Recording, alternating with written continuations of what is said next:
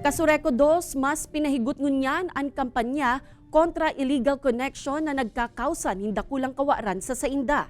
Naga City, Calabanga, asin Pili, Camarines Sur, pirasa na sa mga lugar na may pinakadakol nin illegal connection. Uyan report ni Chris Novelo.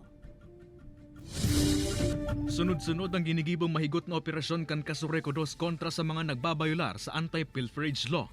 Ini ang mga imbuelto sa illegal connection, direct tapping asin ibapa na dain nagaagi sa metro kan kooperatiba o sa madaling sabi, nagahabo ning kuryente. Kulang tabang sa satuyang mga member consumer owners kung ining mga nagahabo ning kuryente madakupta o kaya mataanan taning penalidad para ma-recover ta po si mga nawawarang kuryente, si mga nahaabon pong kuryente sa satuya bulan-bulan.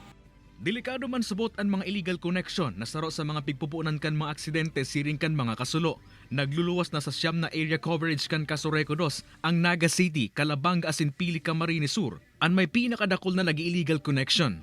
Sa Naga City, ang Concepcion Pequeña, ang huring barangay na pigsurpresa kan mga personahis kan kooperatiba, asin pibaklas ang mga illegal connection. Nanindugan man ang barangay na daisin na nagkukulang sa pagsaway sa mga residente na imbuelto sa panghabo ng kuryente. Pangapudan ko po sa mga residente sa Campique niya para dahil kita maampang sa pwedeng ampangon na penalidad or aksidente, iwasan po si mga siring kaya nagawi na pag-illegal connection sa or pag-abo ng kuryente.